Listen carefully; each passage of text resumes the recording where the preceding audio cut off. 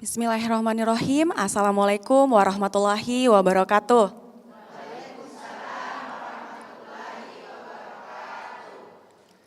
Pemirsa TVRI Sulawesi Tenggara, kembali lagi bersama saya Putri Aningsi dalam acara kita hari ini Oase Islam. Puji dan syukur kita panjatkan kehadirat Allah Subhanahu wa Ta'ala, karena berkat rahmat dan hidayahnya lah kita dapat bersama-sama berkumpul di tempat ini dalam keadaan sehat walafiat. Salawat serta salam tak lupa kita haturkan kepada Nabi Muhammad SAW, karena berkat perjuangannya lah kita dapat merasakan kehidupan yang terang benderang seperti sekarang ini. Pemirsa Oase Islam, pada kesempatan kali ini mari bersama kita belajar dan mendengarkan pencerahan yang bertemakan akhlak baik merupakan cerminan hati yang baik pula. Rasulullah Shallallahu Alaihi Wasallam bersabda bahwasanya di dalam tubuh manusia ada segumpal daging, dan apabila daging tersebut baik, maka baik pula seluruh tubuh manusia tersebut. Sedangkan apabila segumpal daging tersebut rusak, maka rusak pula seluruh tubuh manusia tersebut. Pemirsa Oase Islam, mari kita sapa bersama Ustadz kita hari ini, Ustadz Rusnam Al-Kandari. Assalamualaikum Ustadz. Assalamualaikum warahmatullahi wabarakatuh. Masya Allah, tabarakallah Ustadz. Alhamdulillah Ustadz, kita dapat bertemu kembali dalam keadaan sehat walafiat ya Ustadz. Pemirsa Oase Islam, pada kesempatan kali ini juga telah hadir ibu-ibu yang cantik dan soleha, ibu-ibu dari Majelis Taklim Masjid Nur Muhammad. Assalamualaikum ibu-ibu.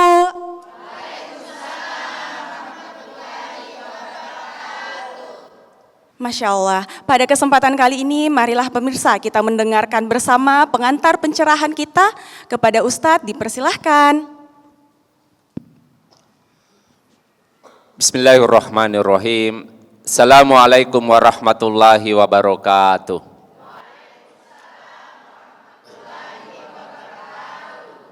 Kalau Tuhan hendak ke Batam, singgah di Medan membeli lapis. Cara Tuhan jawab salam mirip THR sudah habis. Tidak semangat. Makanya kita ulang sekali lagi. Assalamualaikum warahmatullahi wabarakatuh.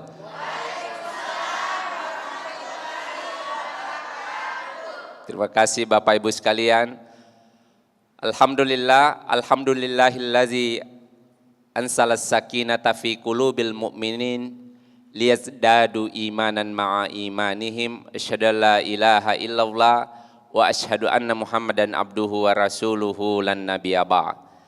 Yang saya hormati dan saya muliakan seluruh tokoh agama, tokoh masyarakat, wabil khusus ibu-ibu, Majelis Taklim, BTN, Kendari Indah, Masjid Nur Muhammad yang insya Allah dirahmati oleh Allah Subhanahu wa Ta'ala. Pemirsa Oase Islam dimanapun Anda berada. Pertama-tama kita bersyukur kehadirat Allah Subhanahu wa Ta'ala karena sampai pada hari ini kita semua masih diberikan kesempatan oleh Allah. Tatkala sebagian saudara kita itu tidak sempat dia ikut acara begini. Kita juga bersyukur karena masih diberikan kesehatan oleh Allah. Meskipun sebagian saya lihat yang hadir ini kan senior ini. Sehat-sehatnya senior itu beda dengan sehat-sehatnya ABG. Kalau senior itu baku campur dengan asam urat, kolesterol. Makanya sudah mulai gelisah ini lututnya ini. Asam uratnya mulai kambuh. Tetapi kita bersyukur karena Allah masih memberikan kita kemudian kesehatan yang seperti saat ini, sehat-sehat orang tua. Kita juga bersyukur karena masih diberikan keimanan, keimanan inilah yang kemudian menggerakkan kita mau melaksanakan kegiatan-kegiatan baik seperti saat ini, didukung oleh seluruh pengurus Masjid Nur Muhammad. Saya ucapkan terima kasih dan mudah-mudahan kita semua diberkahi oleh Allah Subhanahu wa Ta'ala. Bapak Ibu sekalian, pemirsa Oase Islam dimanapun Anda berada, tema kita tentang bahwa akhlak yang baik itu tercermin dari hati yang baik itu tercermin dari akhlak yang baik kita nantinya. Jadi tadi sudah dimulai oleh Putri itu tentang hadis Nabi. Saya ingin memulainya lebih ke dalam. Ada ayat Allah yang bunyinya kata Allah, yauma la yanfa'u malu wala banun illa man atallahi biqalbin salim. Ketahuilah akan datang nanti suatu waktu, ada suatu masa tidak akan bermanfaat Yang pertama keluarga. Tidak ada gunanya nanti kita punya keluarga. Bahkan nanti ada waktunya itu anak istri itu tidak bisa bantu kita, nafsi-nafsi. Tidak ada manfaatnya kita punya pangkat dan harta. Ada waktunya nanti, sekarang masih bermanfaat. Misalnya kalau misalnya kita dekat dengan Pak Ketua, ya kita bisa diizinkan pakai masjidnya. Tapi ada waktunya nanti itu tidak bermanfaat jabatan dia. Termasuk harta yang kita punya itu ada nanti waktunya dia tidak bisa tolong kita.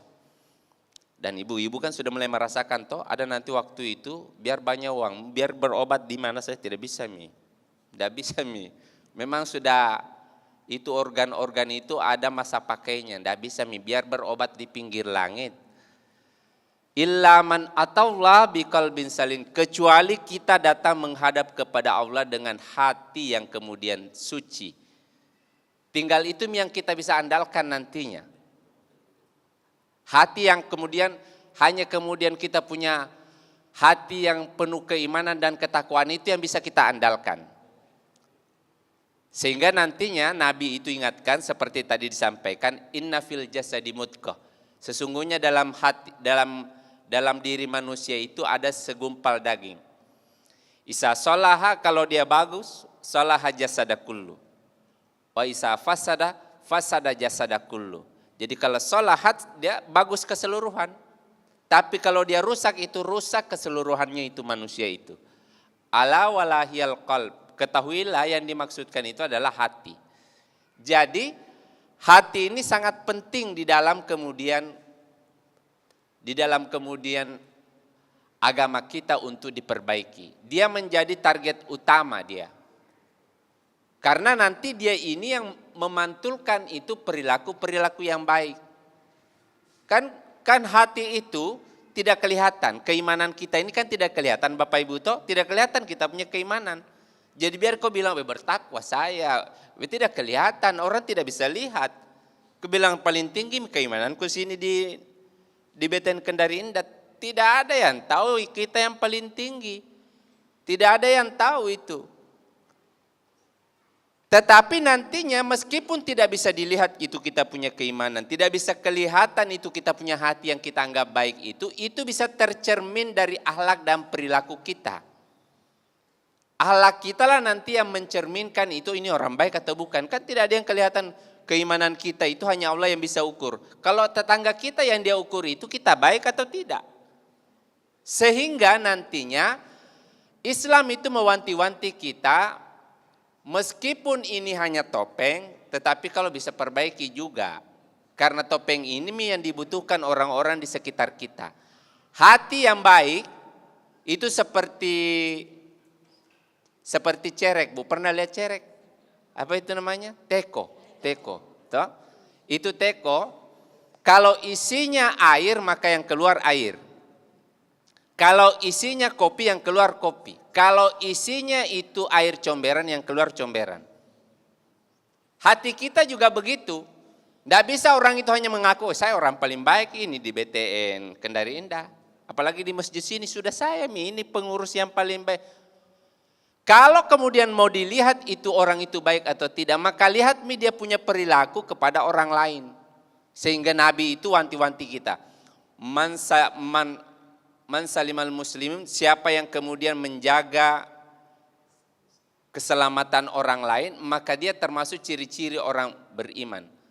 Man kana yu'minu billah, siapa yang beriman kepada Allah, maka kemudian dia menjaga kemudian tetangganya dari kejahilan, kerusakan yang bisa disebabkan oleh perilaku-perilakunya. Sehingga saya harapkan ini dimanapun Anda berada, pemirsa Oase Islam, tidak baik itu bertetangga itu kalau kemudian sampahnya kita itu menyiksa tetangga kita. Air gotnya kita itu kita urus masing-masing. Ini di Kendari terutama ini. Jangan suka angkat-angkat tangan berdoa, ya Allah kenapa kau uji saya dengan kemudian banjir. Lihat juga dirimu, kelakuanmu, jangan sampai kau tidak bisa atur itu kau punya sampah. Kita ini harus menyelamatkan orang lain dari mulut kita dan dari tangan-tangan kita. Salah satunya itu sampah-sampah kita itu jangan menyiksa orang, terutama tetangga-tetangga kita, sehingga ibu-ibu ini harus rajin itu bersihkan. Bahkan kalau bisa itu ya membersihkan itu dengan di depannya yang bukan tanahnya itu, jalan raya itu. Kalau kemudian mau tambah-tambah sedekah sedikit, karena misalnya tetangga tak lagi sakit, kasih menyeberang itu kita punya sapu. Ke depan rumahnya tetangga tak. Itu sedekahnya kita itu. Kalau sudah seperti itu, maka ciri-ciri kemudian hati yang baik itu sudah ada sama ibu. Ibu yang kemudian dinisbatkan oleh Nabi itu disebut, sebelum kamu kemudian bikin rumah, cari dulu tetangga yang baik. Karena salah satu rezeki yang terbaik itu tetangga yang baik. Bukan hanya dia kasih cium-cium kita, dia punya masakan. Kan ada juga tetangga model macam begitu. Dia kasih siksa kita itu. Dia kasih cium-cium kita ikan keringnya, baru tidak dia bagi, Pak. Padahal Nabi bilang kalau bisa jangan kau hanya siksa orang dengan baunya itu masakanmu, kau bagi-bagi juga. Karena kalau tidak, maka itu bisa menggambarkan kondisi hati kita sebenarnya. Bapak Ibu sekalian, pemirsa Oase Islam TVRI yang insya Allah dirahmati oleh Allah Subhanahu wa Ta'ala. Sekarang, kan kita ini supaya bisa masuk kategori orang-orang yang memiliki hati yang bersih, karena ini nanti satu-satunya yang menyelamatkan kita di akhirat, itu kebersihan hati kita, maka ada beberapa yang ulama sampaikan yang wajib dilakukan untuk bisa mendapatkan hati yang bersih. Kalau dalam kitabnya itu namanya tazkiyatun nafs, pembersihan jiwa. Jadi membersihkan jiwa itu kewajiban.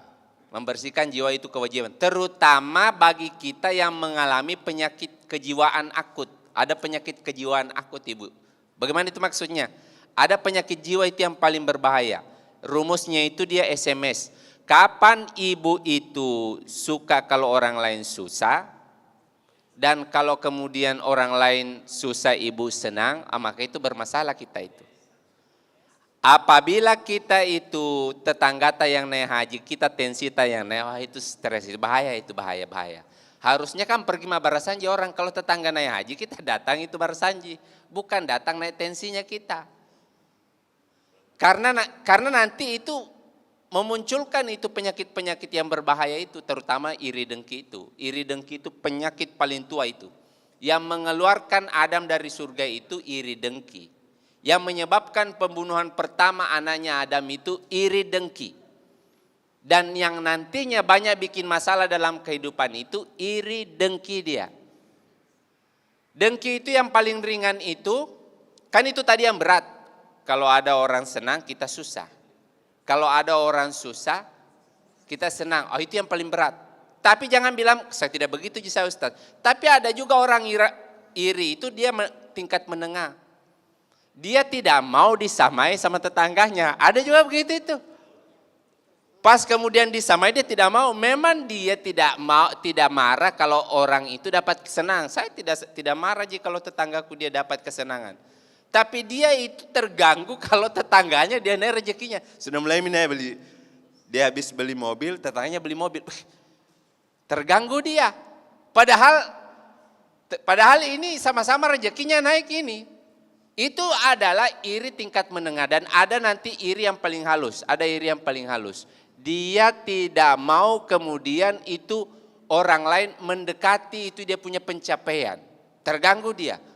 Maunya saya saja yang Pak Haji di sini. Jangan lagi dia karena diambil nanti posisiku ini ya. Wah, jangan begitu. Yang paling bagus itu kita bisa senang pas orang lain melakukan pencapaian terbaik. Misalnya saya dosen. Beberapa mahasiswaku itu sudah mencapai pencapaian yang lebih tinggi dari saya. Saya senang-senang saja saya. Saya kalau pergi ceramah ke daerah-daerah itu, saya tidak hilang. Saya banyak kemudian orang-orang yang bisa pungut saya. Banyak muridku dulu yang pernah saya ajar. Yang pencapaiannya sudah luar biasa. Teman-temanku banyak yang kemudian pencapaiannya sudah luar biasa. Harusnya itu menjadi semangat kita untuk tidak iri hati dengan pencapaian orang lain. Yang berikutnya, yang harus kita lakukan supaya hati ini dia bisa senantiasa kolbun salim. Kan hati itu ada kolbun salim. Dia bisa kemudian bening. Hatinya dia pokoknya lembut. Tapi dia bisa juga kolbun marid, kena penyakit-penyakit kayak tadi begitu. Suka pedoko, suka kemudian iri hati, dengki, sombong. Sombong itu biasanya itu sombong yang paling tipis itu biasanya kalau ada pakaian-pakaian kita baru sengaja kita misalnya beli motor baru, kita sengaja parkir miring supaya dihalangi jalannya orang keluar. Pas keluar, mobilnya siapa ini? Mobilnya Pak Haji. Oh, supaya dilihat, ditahu orang mobilku itu jadi sengaja diparkir miring tahu. Ibu-ibu biasanya habis beli jilbab baru. Sengaja kalau dia takbir dia kesilibat. Allahu Akbar. Takbir itu begini saja, enggak usah kasih terbang itu kau punya kerudung. Ditahu nanti itu kerudung baru. Apalagi tidak dibuka itu dia punya merek. Buka itu mereknya. Karena ada juga itu ibu-ibu itu tidak buka mereknya. Akhirnya kita sholat mereknya yang kita lihat. Ditahu itu merek bagus. Ada nanti kolbun mayit, ini yang paling berbahaya nanti. Hati kalau dia mati, kalabal rona ala kulubihin, hati dia berkarat. Oh ini tidak bisa membedakan mana baik dan mana buruk. Baru-baru ini di kabupaten tetangga kita ada orang itu dia bunuh istrinya. Nanti mati baru dia menyesal, dia sisir-sisir, dia berdoa mudah-mudahan bisa hidup lagi. Bagaimana caranya mau hidup lagi? Itu ibu dia peluk kasih anak-anaknya di situ. Itu kan di luar kemanusiaan itu yang begitu-begitu. Itu hati mati itu. Hati mati seperti itu. Atau mohon maaf misalnya, ada orang dititipi anaknya orang, dia kemudian nodai anaknya orang. Itu hati-hati mati yang begitu-begitu itu. Ada itu dan itu menimbulkan kerusakan besar. Kalau misalnya orang sudah sampai pada bekarat hatinya, dia tidak bisa melihat ini jalan baik-baik. Kalau hati yang berpenyakit tadi masih ada obatnya. Yang tadi yang suka pedoko, gampang obatnya, datang-datang saja kalau ada acara-acara pengajian. Yang kedua, cari guru. Guru itu tidak mesti ustadz kayak saya, tidak mesti. Tapi cari guru yang dia punya mulut itu sama dengan kelakuannya. Karena juga ustadz itu agak lain-lain dia. Ustadz Usman itu Ustadz Mangura begitu biasanya. Iya, ada juga yang begitu Ustadz Mangura, ada juga yang begitu. Tidak sesuai antara mulutnya dengan kemudian kelakuannya. Kalau mau berguru sama orang yang itu, yang mulutnya itu sama dengan perbuatannya. Bagaimana caranya? Bisa saja lihat di dekat rumahnya. Kentara itu, karena nantinya kalau kita berguru sama orang yang tidak sesuai antara apa yang diucapkan dengan apa yang dia lakukan itu beda, itu nanti dia pengaruhi muridnya itu. Sehingga bebannya itu guru itu berat dia. Bebannya guru itu berat. Karena dia nanti ini memberikan energi kepada orang-orang di sekitarnya. Kalau energinya dia negatif, dia kasih juga itu energi negatif. Kan ibu otomatis itu meniru itu guru. Bisa saya lihat juga Ustadz itu dia juga ganda-gandakan jiuan juga. Saya lihat Ustadz begitu. Saya lihat juga Ustadz itu pangotor juga kalau di rumahnya. Begitu. Jamaah itu otomatis dia meniru itu gurunya. Yang berikutnya supaya kemudian kita itu bisa memperbaiki hati, cari teman, partner. Dan partner yang paling bagus itu ya suami istri. Itu partner paling bagus. Bagaimana Pak Ustadz kalau saya ini jomblo, saya ini meninggal pasangan hidupku, maka cari partner sahabat. Sahabat itu yang bisa senantiasa mengingatkan kita. Jadi maksudnya partner begini, partner itu, teman itu mempengaruhi kita, teman. Circle pertemanan kita itu mempengaruhi kita sehingga kita itu harus cari teman yang agak baik. Saya kira seperti itu sebagai pendahuluan dari materi kita. Saya kembalikan kepada host kita. Masya Allah, tabarakallah Ustadz atas pencerahannya yang insya Allah itu memberikan kita ilmu baru dan membuka pandangan dan hati kita.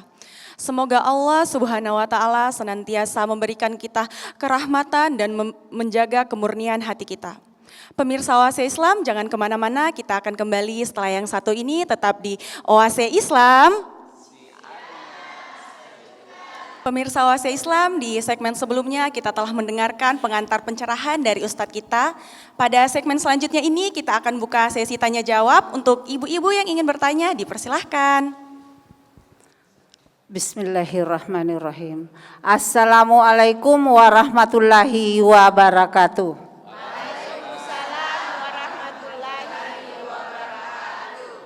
Pak Ustaz, bisa saya bertanya?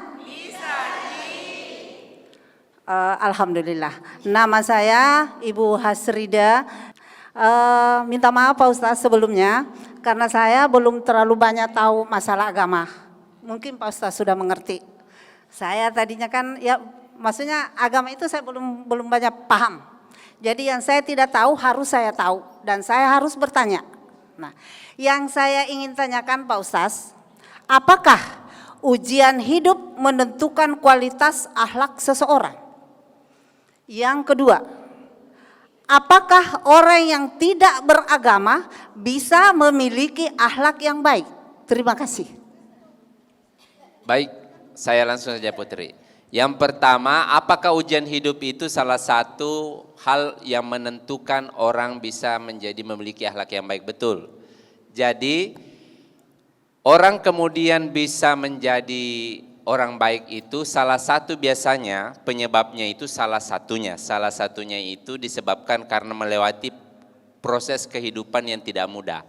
Makanya biasanya orang itu yang bisa melewati ujian dan cobaan, musibah-musibah, kalau dia bisa lewati biasanya dia bisa menjadi lebih baik dari orang-orang di sekitarnya. Itulah kenapa harusnya orang itu kalau pernah misalnya dia setengah mati hidupnya, dia gampang peka itu ketika ada orang-orang tidak mampu di sekitarnya. Dia gampang peka. Kenapa? Karena dia pernah rasakan. Orang kalau pernah merasakan penderitaan itu bisa merasakan penderitaan orang lain. Jadi ujian hidup itu mempengaruhi kualitas kehidupan kita. Semakin tinggi kemudian ujiannya itu biasanya kalau kita bisa lewati kualitas keimanan kita juga menjadi lebih baik. Tapi hati-hati karena biasanya banyak orang itu tidak siap untuk diuji. Apalagi kalau ujiannya berat. Makanya kita harus senantiasa meningkatkan diri. Yang kedua, berkaitan dengan apa tadi itu yang Ibu tanyakan itu? Apakah orang yang kemudian yang tidak beragama itu akhlaknya itu bisa baik? Kan begitu Ibu, kayaknya sepertinya yang saya tangkap. Begitu Bu ya? Oke. Apakah orang yang tidak beragama itu bisa baik akhlaknya? Jadi begini Bu. Kalau kita berbicara tentang formalitas agama beda dengan kemudian kita berbicara agama secara moral. Karena ada juga orang itu hanya formal saja. Ada orang rajin baca Quran tapi mulutnya juga rajin baca-bacai orang. Ada juga begitu itu. Ada orang itu naik haji itu tapi tensinya juga naik dia. Boleh dulu sampai dia marah. Kau tidak tahu kan saya ini haji. Kau dengar saya ini haji. 2 kali saya haji. Wah, begitu. Habis naik haji tensinya cepat naik juga. Ada orang begitu itu. Jadi kita itu harus memperhatikan agama itu sebagai kemudian ajaran, bukan agama sebagai kemudian formalitas hidup. Kalau yang Ibu tanyakan, apakah orang yang kemudian tidak beragama yang dimaksudkan itu, tidak jelas agamanya itu bisa baik? Bisa dia baik. Jadi kenapa? Karena meskipun secara formal dia tidak memperlihatkan simbol-simbol keislaman, tetapi secara hakikat orang itu membawa fitrah beragama. Rata-rata orang itu membawa fitrah beragama. Orang itu rata-rata tidak suka bunuh orang. Jadi kalau ada orang suka bunuh orang itu bahaya itu. Meskipun dia beragama secara formal. Orang kalau kemudian dia memeluk agamanya secara ikhlas, bukan karena kemudian tuntutan negara, kamu harus beragama sesuai dengan undang-undang. Pasal 27 ya. Iya toh? Itu beda dengan memeluk agama secara ikhlas. Kan agama itu mukhlishina lahuddin. Maksudnya bagaimana? Kita ini meskipun tidak menampakkan simbol-simbol keislaman, tidak pakai songkok tiap hari. Kayak saya ini tidak bisa pakai songkok itu, kalau saya pergi pasar tidak pakai songkok saya. Karena ada ustadz itu biar pergi main futsal itu dia pakai jubah dia. Kalau saya pakai futsal, pakai celana olahraga saya, tidak pakai jubah saya. Jadi jangan lagi nanti Pak Ustadz kayak anak muda. Kalau ketemu dengan saya biasa ada ibu begitu, terutama Bu Gusti suka sekali ganggu saya. Mana Bu Gusti? Istrinya Pak Haji suka, Pak Ustadz kayak anak muda. Memang begitu kalau kita mau pergi olahraga. Tidak mungkin saya pakai gamis terus, pakai sarung terus. Bukan mau senam jantung ini orang. Kok senam jantung hanya begini-begini. Jadi orang yang tidak beragama secara formal itu bisa menjadi baik. Bisa dia menjadi baik, bisa menjadi baik. Yang menjadi utama itu adalah orang memeluk ajaran-ajaran agama itu di dalam hatinya secara ikhlas. Yang mana itu terutama hal-hal yang fundamental ya. Tidak mencuri, tidak berzina, tidak hormat kepada orang tua. Itu bisa dilakukan orang tanpa harus formalitas agama, tetapi dia peluk nilai-nilainya di dalam hati. Jadi seperti begitu Bu ya, nilai-nilainya yang dipeluk. Nah, jangan kebalikannya. Sudah kaum ini juga yang kemudian sudah mengakui diri sebagai orang yang paling mengenal agama. Sudah dikenal di situ di lingkungan sebagai orang yang 7 kali naik haji. Sudah dikenal juga situ sebagai Pak Imam.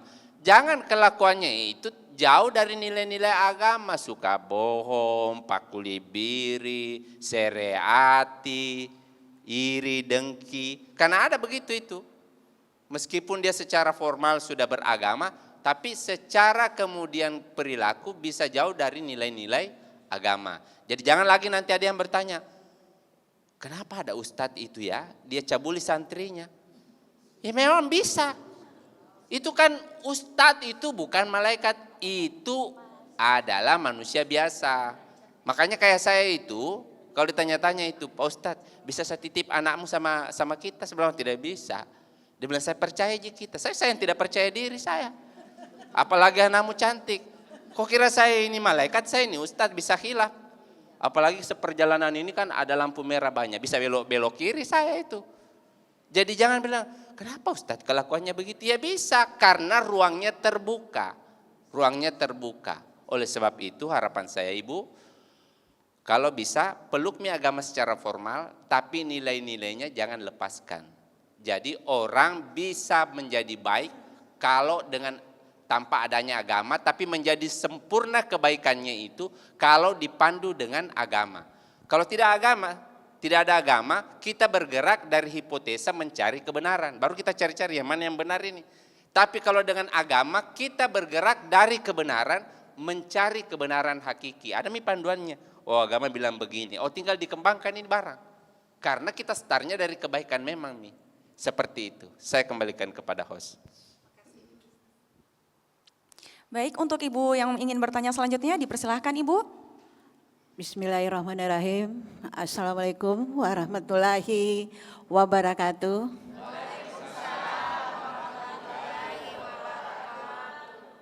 Yang saya muliakan dan saya hormati Ustaz Pak Ketua Masjid MT Nur Muhammad, ibu-ibu yang hadir pada pagi dan siang hari ini yang saya banggakan dan saya muliakan. Tadi Ustaz, maaf saya agak terlambat tadi, ada beberapa poin yang seperti di awal ceramah Pak Ustaz, bahwasannya bermanfaat bagi orang lain dan tidak bermanfaat bagi orang lain, baik dari segi harta, jabatan, dan lain sebagainya. Yang ingin saya tanyakan Pak Ustaz, bagaimana cara kami manusia, khususnya saya pribadi, bermanfaat, bagaimana cara bermanfaat bagi keluarga itu sendiri, dengan ilmu, dengan harta, dengan akhlak, tenaga dan waktu. Mungkin itu saja Pak Ustaz. yang saya minta penjelasan Pak Ustadz, bagaimana cara untuk kita bermanfaat bagi orang lain, baik dari segi ilmu, harta, tenaga dan waktu, dan akhlak yang baik. Terima kasih. Saya jawab. Jadi kata Nabi, khairun nas anfa'ul linnas. Sebaik-baik manusia itu yang paling banyak manfaatnya. Hanya nantinya itu berbuat baik itu kan tidak gampang. Tidak gampang itu berbuat baik, terutama misalnya kalau kita itu kena penyakit-penyakit hati. Misalnya kita itu seke, mosopi. Toh? Kita itu pengeretan, serakah, agak sulit itu. Ini daging sudah dibagi baik-baik bahwa sepertiga untuk orang yang miskin, sepertiga untuk hadiah, sepertiga. Ini tidak Pak, ada juga satu orang itu panitia, dia kasih masuk semua itu di kulkasnya. Seandainya dia bisa menendang itu kaki, tak bongkar kulkasnya itu. Orang sudah mau habis tasrik, belum habis dagingnya dia. Boleh begitu? Boleh, dengan catatan semua sudah dapat. Bagaimana caranya bermanfaat? Cara bermanfaat yang paling sederhana itu, kalau kita misalnya seke sedikit, minimal ini kalau misalnya kita itu pelit, minimal supaya hilang pelitnya kita itu, jangan pelit dulu sama diri sendiri. Jangan langsung mau misalnya berbuat baik sama orang, belum bisa itu. Karena kamu dikena penyakitmu namanya seke. Maka yang harus diterapi dulu dirimu sendiri, minimal kau berkorban untuk dirimu. Biasakan pergi makan di sari-sari laut. Namanya self appreciation. Kau apresiasi dirimu. Setelah kemudian ini selesai melakukan Idul Fitri, Idul Adha, saya mau kasih makan bye-bye lagi, ini saya punya tenggorokan, begitu. Karena ada juga orang itu seke, dengan dirinya saja seke, apalagi dengan orang. Sudah kemudian itu 3 kali menetes air liurnya dilihat itu makanan. Belum juga dia beli, ada gajimu ini. Beli dulu itu, jangkau. Kumpul-kumpul itu, baru kok kena penyakit, kok tidak makan Pak. Iya kok kena nanti GERD, akut gara-gara kok seke dengan dirimu saja, kok tidak peduli. Jadi peduli dulu dengan diri, belanjakan dirimu baik-baik.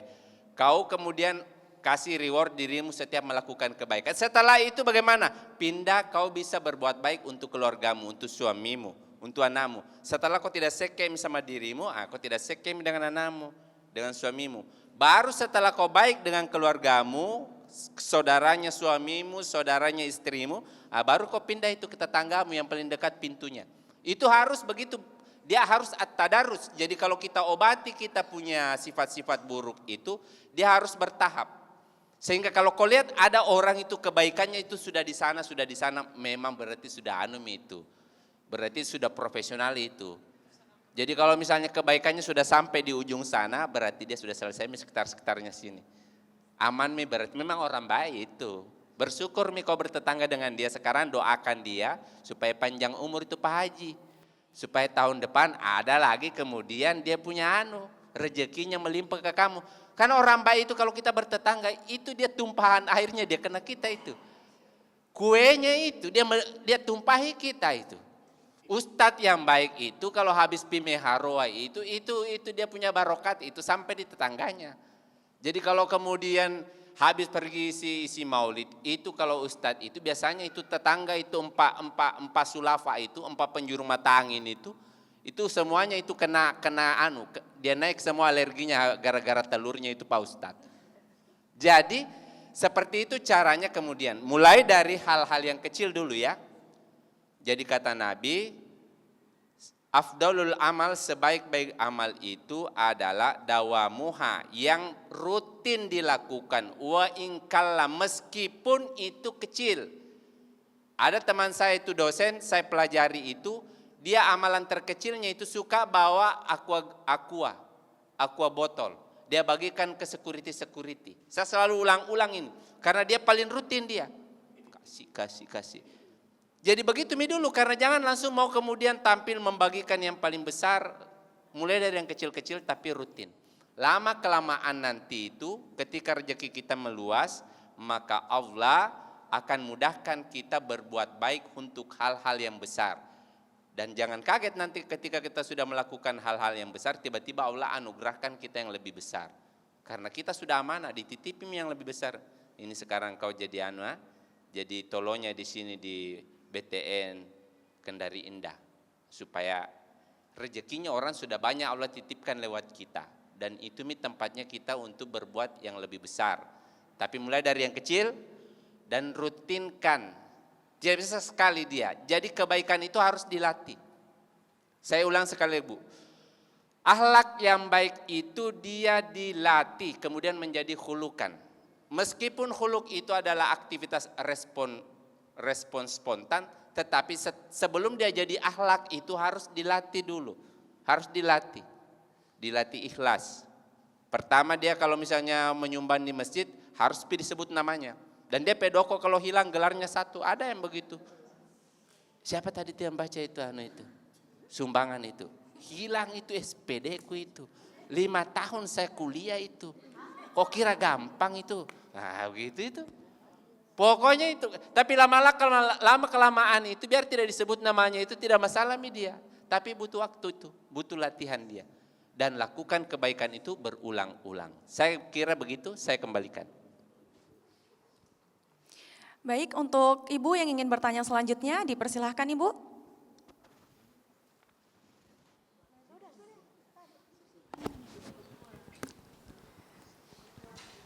Assalamualaikum warahmatullahi wabarakatuh. Waalaikumsalam warahmatullahi wabarakatuh. Ustadz, bisa Ji bertanya? Bisa Ji. Terima kasih. Nama saya Arini dari Majelis Taklim Nur Muhammad. Saya mau bertanya Ustadz, seperti tema hari ini yaitu akhlak yang baik, cerminan hati yang baik. Sebetulnya Ustadz sudah sampaikan tadi pada pertanyaan Ibu yang pertama, tapi saya akan melanjutkan lagi ini bahwa akhlak yang baik, cerminan hati yang baik. Tapi Ustadz, saya bukan sering juga, tapi ada. Kita lihat akhlaknya baik Ustadz. Akhlaknya baik, bahkan mungkin kita sudah percaya bahwa seseorang itu punya akhlak yang baik. Tetapi ternyata di balik itu yang memang kita semua tidak tahu, mungkin di dalam keluarga atau apa, jadi dalam rahasianya dia, ternyata dia orang yang tidak baik, dalam artian suka melanggar ketentuan agama atau memang punya hati yang tidak baik. Nah, kalau kita menghadapi orang yang seperti ini Ustadz, bagaimana kita menyikapi Ustadz? Ya, saya kira itu Ustadz. Wassalamualaikum warahmatullahi wabarakatuh. Assalamualaikum warahmatullahi wabarakatuh. Baik, ini menarik ini. Jadi di dalam Al-Quran itu biasanya kalau kita takbiran itu walau karihal kafirun, walau karihal musyrikun, walau karihal munafikun, ya kan? Ada orang melakukan kejahatan itu, dia itu bersumber dari dalam hatinya. Tapi nanti ada orang itu melakukan kejahatan itu, dia itu dipaksa oleh kondisi. Ini yang penting saya sampaikan. Jadi ada nanti dalam agama itu namanya fasik dia. Fasik itu orang itu melakukan kesalahan bukan karena dia jahat, tetapi karena dia ini manusia biasa. Jadi makanya juga ibu-ibu toh kita harus menyiapkan ruang-ruang kosong dalam hati kita untuk menampung kekecewaan kita. Kekecewaan kepada saudara-saudara kita. kekecewaan kepada orang-orang terdekat kita, kekecewaan terhadap sahabat-sahabat kita. Karena nanti semua orang itu memiliki potensi untuk mengecewakan kita. Bukan karena dia jahat, tetapi karena dia ini manusia biasa. Jadi saya ulang sekali lagi Bu ya, semua orang itu memiliki peluang untuk menyakiti kita bukan hanya karena dia jahat, tetapi bisa juga karena dia ini hanya manusia biasa. Jadi saya pilih dulu di situ Bu ya. Lantas bagaimana cara melihatnya? Cara melihatnya itu kalau misalnya itu bersumber dari hati, kesalahan itu diulang-ulang terus. Kapan ada kesalahan itu diulang-ulang terus? Oh itu memang berarti karakternya itu. Ada orang itu misalnya pinjam uang, jadi kembali. Bisa jadi karena dia tidak mampu. Makanya dalam Al-Quran itu fanaziratun ila maisar, kasih kelonggaran. Tapi bisa jadi ada orang memang karakternya begitu itu. Pinjam uang, bukan ternyata kita. Di situ juga ada tempatnya pinjam uang, di sini juga ada. Seluruh ini sudut di BTN Kendari Indah ini, semua ini hampir rumah pernah dia pinjami uang. Dan tidak ada yang kembali. Kalau yang seperti itu berarti bukan dia al-khata' dia itu sudah kemudian kelakuan itu. Disebutnya kalau dia fasik orang itu khata', kesalahan yang memang sulit dihindari. Tapi ada orang itu sudah karakternya dia. Itulah kenapa nanti di Quran itu disebutkan az-zaniyatu waz-zani. Ada orang kemudian itu dia pesina memang. Pekerjaannya memang. Ada juga as-sarikatu, ada sarikun. Ada pencuri, ada orang yang mencuri. Jadi Al-Quran membedakan itu. Oleh sebab itu supaya kita aman maka bikin harus orang itu ada fasal, harus ada batasan kita dengan orang. Supaya kita tidak gampang terluka itu kita harus bikin barrier, harus ada fasal, harus ada batasan. Agama itu turun untuk membatasi kita supaya kita itu supaya aman, bahagia di dunia dan bahagia di akhirat. Jadi misalnya ibu-ibu, loh kok dia berubah ya? Padahal tampilannya baik selama ini. Maka yang harus pertama dilakukan harus meyakini bisa jadi kalau baru satu kali itu dia lakukan berarti ini orang ini dia dalam kondisi terpaksa. Bisa jadi karena orang ini dalam kondisi kemudian tidak punya pilihan lain. Bisa jadi karena khilaf. Tapi kalau berulang-ulang itu bukan khilaf itu. Itu kesengajaan itu. Misalnya ada ustadz, ada kiai. Santrinya hamil 40, wah itu bukan hilaf itu cabul itu. Itu parah itu. Sehingga saya sepakat yang begitu-begitu dihukum berat itu. Meskipun saya juga ustadz, tapi yang begitu dihukum berat. Tapi nanti ada orang yang bisa hilaf, ada. Itulah kenapa misalnya dalam hal hubungan laki-laki dan perempuan, di Al-Quran itu ada 2 tirakatnya. Tirakat pertama ikut tirakatnya Nabi Yusuf. Kalau Nabi Yusuf itu dilompati sama perempuan, robek baju belakangnya dia bisa bertahan keimanannya itu. Tapi ada tirakat yang kedua, tirakatnya Nabi Musa. Nabi Musa itu kalau jalan dengan perempuan dia kasih tahu, saya di depan nah, jangan di belakang. Karena jangan sampai kok ke kiri kanan itu supabormu itu saya bisa khilaf.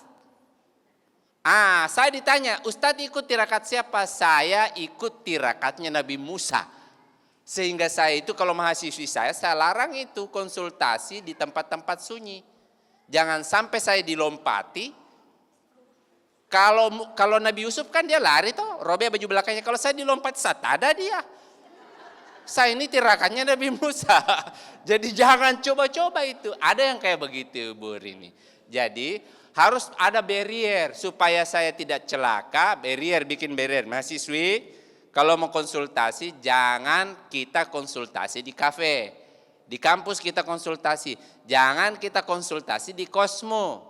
Begitu juga nanti yang lain-lain itu harus ada barriernya. Ibu kalau misalnya mau pinjam uang itu teman tak, saudara tak, ibu kasih pinjam itu uang hilang. Yang mana itu uang hilang? Uang yang kalau dia kemudian dia tidak kasih kembali itu temanmu, itu sahabatmu, itu ibu tidak jatuh miskin. Tidak menyebabkan dapur itu berhenti mengepul. berasap, tidak menyebabkan kita bertengkar suami istri. Karena kalau mau murni muamalah berarti mau dicatat ini barang. Pinjam meminjam dari ibu haji kepada saya. Kalau kemudian murni muamalah begitu, ya ayyuhallazina amanu isa tadayantum bidainin ila ajalim musamma faktubuhu, mau dicatat, berarti kita harus pelukan memang Pak Haji. Karena bisa jadi itu pelukan terakhir kita sebelum kita ke Baku Bombe. Karena ada yang tidak bayar. Jadi ada barriernya Bu, dibatasi. Oh teman ini, kalau dia tidak bayar ini supaya saya tidak bertengkar, 100.000 saya kasih pinjam. Ini pinjam Ibu. Jadi biar dia tidak bayar, dia tidak masalah kita. Karena ada nanti waktunya itu. Itu orang kalau meminjam itu kok kira pintar sekali itu mulutnya itu, kalau orang mau pinjam uang kalah-kalah itu pengemis. Besti di mana posisi Sherlock dulu bestiku. Saya itu ada temanku pas dia panggil namaku, Ustazku, merinding bulu-buluku. Pinjam uang lagi nih orang ini. Jadi seperti itu. Saya kembalikan kepada host. Masya Allah, tabarakallah Ustadz atas jawabannya dan pertanyaan dari ibu-ibu juga. Pemirsa Oase Islam jangan kemana-mana, kita akan kembali setelah yang satu ini tetap di Oase Islam. Pemirsa Oase Islam, kita akan buka sesi satu pertanyaan terakhir untuk ibu yang ingin bertanya, dipersilahkan Ibu. Assalamualaikum warahmatullahi wabarakatuh.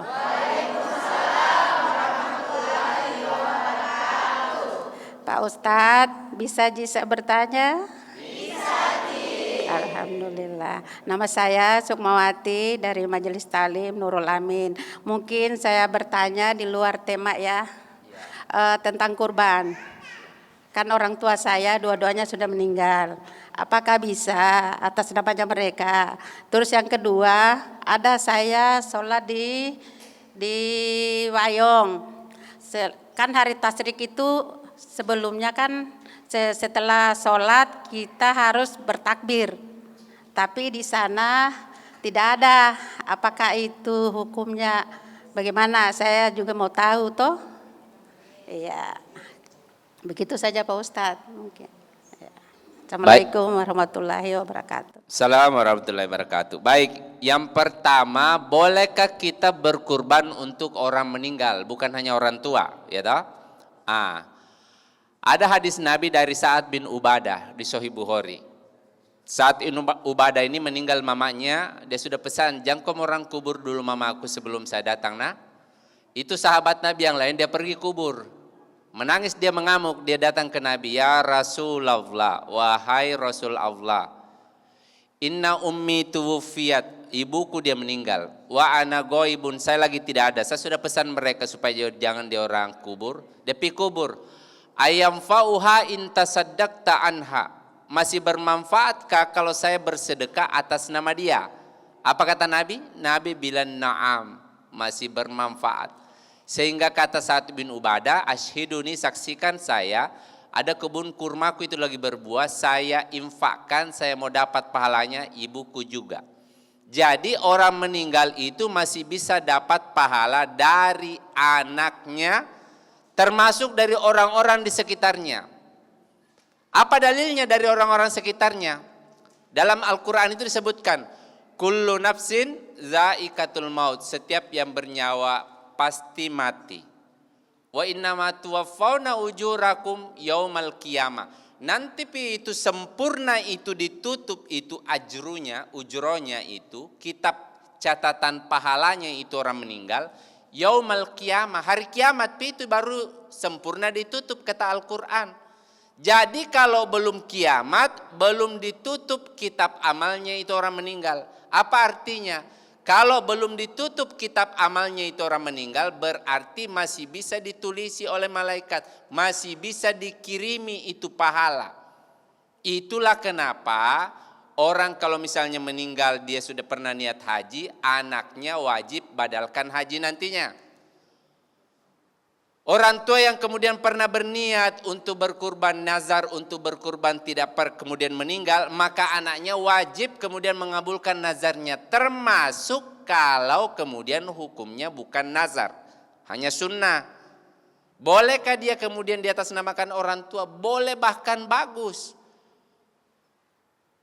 Kan orang di bawah ini kan yang meninggal itu yang kita kubur itu adalah jasadnya almarhumah. Ruh mati atau tidak? Ruh tidak ada yang mati. Ruh itu pindah alam, pindah dimensi dia. Lebih lama di sana dibandingkan di sini. Kita nanti 300 tahun ini Pak Haji. Kita semua ini namanya kita ini ada di Batu Nisan. Untung-untung kalau kita punya anak itu kasih masuk semua aja itu gelar-gelar di Batu Nisan. Dia bilang itu tukang ukirnya Batu Nisan. Rusnam Al-Kandari atau kandidat Dr. Rusnam Al-Kandari SHI MHI. Dia bilang itu tukang tulis Batu Nisan. Kasih lami nama anunya ini doktornya deh dengan anunya saya sudah terlalu panjang ini. Dia tulis lagi kepanjangan ini Rusnami saja ini. Al-Kandari ini kan dari kiainya ini. Rusnam saya dari orang tuanya. Untung-untung itu kalau dia tulis. Untung-untung pas itu cucu keempatku dia datang lihat. Siapa ini Rusnam Al-Kandari? Dia bilang itu cucu keempatku. Nenek katanya ini dulu kakek ini. Dia bilang enggak kenal ini orang mana ini. Ganti ini kuburannya. Kuburan tua ini. Menghalangi saja orang. Terlalu padat ini daerah Baruga ini. Dia tidak tahu itu neneknya, kakeknya. Dia tidak tahu penceramah TVRI. Dia tidak tahu itu dosen Yayen itu. Itu penceramah rating tertinggi 2024 Pak. Dia tidak tahu itu. Dia tidak tahu itu. Dia tidak tahu ini mantan camat, mantan lurah, mantan bupati. Dia tidak tahu. Dia datang kasihan. Ada kiriman untuk almarhum ini? Tidak ada. Sibuk keluargamu. Nah, tim sukses semua keluargamu. Tidak pernah kirim-kirim doa. Sibuk kalau bukan tim sukses semua. Nah, kau tahu ini di Kendari biar pemilihan RT RW PK Baleho juga. Gila-gilanya sekarang itu. Akhirnya ada datang lagi kiriman mingguan. Ada kiriman untuk almarhum ini. Dia tidak ada, sibuk keluargamu. Cari uang saya kerjanya itu. Mereka itu pegawai TVRI, mereka sibuk. Mereka tidak sempat itu kirim doa. Jadi seperti itu. Dan terakhir tentang takbir itu. Takbir itu ketika kemudian sudah memasuki bulan Idul Fitri, Idul Adha itu hukumnya itu wajib. Ada ulama yang mengatakan sunnah tetapi sedikit hukumnya wajib. Bertakbir. Bertakbir yang dimaksudkan bagaimana? Bertakbir bukratan wa asila, pagi sampai petang itu takbir. Bahkan kalau Idul Adha itu nanti takbirnya itu bisa sampai 4 hari tasyrik bertakbirnya itu. Setiap selesai kemudian Pak Imam dia sholat, bertakbir dulu begitu. Bagaimana kalau ada orang nanti masjid tidak bertakbir? Mungkin dia bertakbir tetapi takbirnya itu takbir dalam hati saja. Tapi kalau bisa takbirlah dengan suara yang keras, karena itu bagian dari syiar agama. Takbir itu adalah simbol kemudian bahwa hari ini adalah hari raya. Harus beda dengan hari-hari selainnya. Dan bagi orang-orang yang kemudian tidak bertakbir di masjid tertentu, mudah-mudahan kedepannya bisa bertakbir. Kenapa? Karena kalau kita tidak bertakbir di hari-hari raya itu menyalahi sunnah. Itu kita membuat sesuatu yang baru. Bertakbir kalau tidak bisa dengan lafaz yang panjang, lafaz pendek saja. Kalau tidak indah suaramu, ya biar suara-suara yang penting bertakbir membesarkan nama Allah di hari-hari raya. Saya kira itu yang bisa saya sampaikan. Lebih dan kurangnya mohon dimaafkan. Dan saya ingin menyampaikan kemudian kesimpulan tema kita pada hari ini. Husnul akhlak. Akhlak yang baik itu dalilu, dia itu ditunjukkan dengan kemudian dalilu qalbin salim. Akhlak yang baik itu menunjukkan hati yang bersih. Oleh sebab itu, supaya kita bisa memiliki hati yang bersih, tampakkanlah kemudian kebaikan-kebaikan kita. Mudah-mudahan kebaikan kita itu menjadi pembersih dari hati-hati kita. Lebih dan kurangnya mohon dimaafkan. Burung irian, burung cendrawasih, cukup sekian dan terima kasih. Assalamualaikum warahmatullahi wabarakatuh.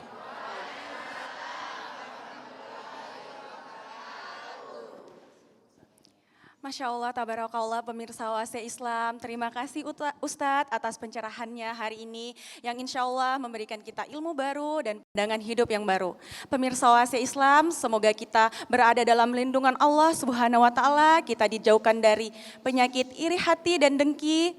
Tak terasa pemirsa Oase Islam, kita berada di penghujung acara. Saya Putri Aningsi pamit undur diri, saya ucapkan billahi taufiq wal hidayah. Wassalamualaikum warahmatullahi wabarakatuh. Oase Islam, Sejukkan hati.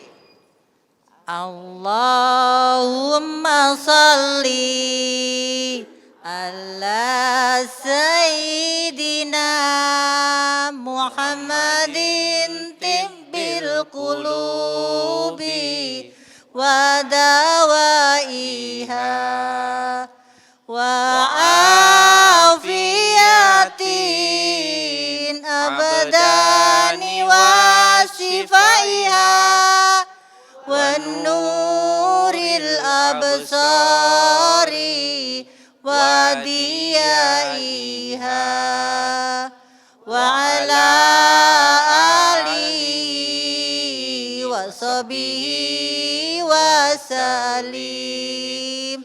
Allahumma salli ala Sayyidina Muhammadin tibbil qulubi wa dawaiha wa afiyatin abadani wa shifaiha wa nuril absari wa diyaiha